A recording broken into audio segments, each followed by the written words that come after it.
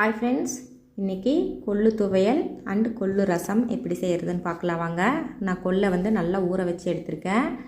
கொல்லை ஊற வச்சிட்டிங்க அப்படின்னா எல்லா கொள்ளும் ஒரே மாதிரி சாஃப்டாக வெந்து வந்துடும். நம்மளுக்கு சட்னி அரைச்சாலும் டேஸ்ட்டு சூப்பராக இருக்குங்க. ஒரு கொள்ளு இப்போ வர கொள்ளு வேகிறது இல்லை, நம்ம ஒரு 10 விசில் விட்டாலுமே. இப்போ தண்ணி காய வச்சுட்டு கொல்லை நல்லா வாஷ் பண்ணி எடுத்துகிட்டு உள்ளே போட்டுட்டேங்க. எப்போவுமே கொள்ளில் 1-2 கல் இருக்கும். நீங்கள் முரத்தில் போட்டு நல்லா கேறிட்டு உள்ளே போட்டுக்கோங்க. கல் மட்டும் இருந்துருச்சு அப்படின்னா அந்த சட்னியே வேஸ்ட்டாக போயிடும், நறுக்குன்னே இருக்கும். நல்லா க்ளீன் பண்ணிவிட்டு உள்ளே ஆட் பண்ணிவிட்டு கொஞ்சமாக விளக்கெண்ணெய் விட்டுருங்க. சாஃப்டாக வெந்துடும். ஒரு 1/2 hour to 1 hour கொள்ளு ஊறினா போதும். கொள்ளு சட்னிக்கு டேஸ்ட்டு சூப்பராக இருக்குங்க. விளக்கெண்ணெய் 2 சொட்டு விட்டுட்டு கொஞ்சமாக மஞ்சத்தூள், ஒரு 3 தக்காளி போட்டுக்கோங்க. நான் 100 கிராம் கொள்ளு எடுத்திருக்கேன். அதுக்கு இப்போ 3 தக்காளி போட்டிருக்கேங்க.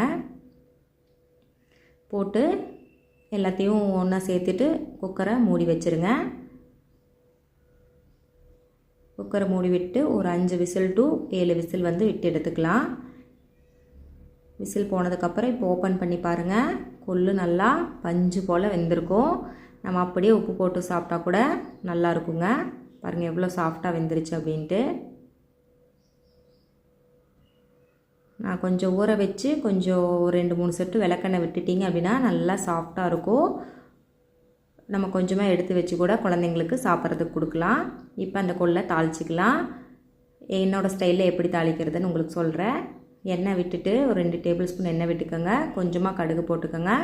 போட்டு 1 ஸ்பூன் போல் ஜீரகம் போட்டுக்கோங்க. அதே மாதிரி 1 ஸ்பூன் போல் கொத்தமல்லி ஆட் பண்ணிக்கோங்க.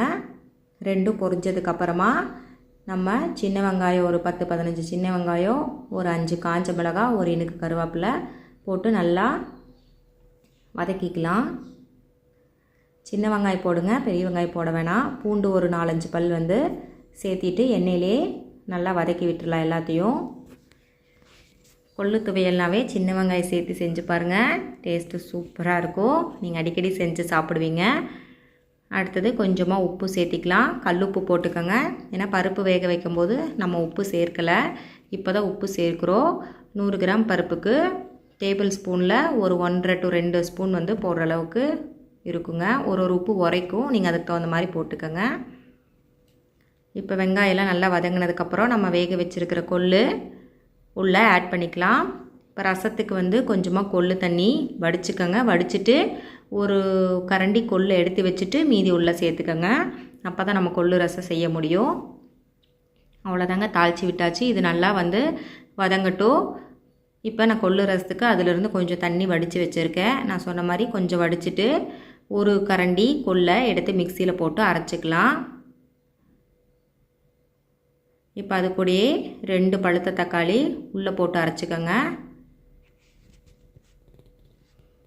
பாருங்கள், இப்போ ஆல்ரெடி வடித்து வச்சுருந்த தண்ணி கூட நம்ம கொள்ளு அரைச்சதையும் தக்காளியும் சேர்த்து உள்ளே மிக்ஸ் பண்ணிக்கலாம். பெருங்காயத்தூள் கொஞ்சமாக உள்ளே போட்டுக்கோங்க. போட்டுட்டு உப்பு தேவையான அளவு கொஞ்சம் ஆட் பண்ணிக்கலாம். ரச பவுடர் கொஞ்சமாக நீங்கள் கடையில் வாங்கினது போட்டுக்கோங்க. கொஞ்சமாக கருவேப்பிலை, மல்லித்தலை உள்ளே போட்டு இந்த மாதிரி நல்லா பிழிஞ்சு விட்டு கலக்குங்க. அவ்வளோ மணமாக இருக்கும் ரசம். சுட சுட சாதத்துக்கு ஊற்றி சாப்பிட்டீங்க அப்படின்னா அட்டகாசமாக இருக்கும். அப்புறம் கொஞ்சமாக குருமிளகு ஆட் பண்ணிக்கலாம். இப்போ ஒரு உரலில் ஒரு 3 பல் போல் பூண்டு, ஒரு 2 சின்ன வெங்காயம் போட்டு இடித்து சேர்த்திக்கலாங்க. கூடவே ஒரு காஞ்ச மிளகாயும் சேர்த்திக்கோங்க. ரசத்துக்கு குருமிளகோட காரம், இந்த ஒரு மிளகாயோட காரமே போதுமானது. இடித்து வச்சுட்டு இப்போ ஒரு பேனில் 1 ஸ்பூன் எண்ணெய் விட்டுக்கோங்க. எண்ணெய் காஞ்சதும் கொஞ்சமாக கடுகு உளுந்தம் பருப்பு போட்டு தாளிச்சிக்கோங்க. அப்புறம் இடித்து வச்சுருக்கிற பூண்டு, வெங்காயம், மிளகாய் அது எல்லாத்தையும் எண்ணெயிலே நல்லா வதக்கிக்கோங்க. எண்ணெயிலே நல்லா வதக்கினா தான் இது நல்லா மணமாக இருக்கும் ரசத்துக்கு. நல்லா பூண்டு வெந்துருச்சுன்னா சாதத்தோடு அப்படியே வச்சு சாப்பிட்டுக்கலாம்.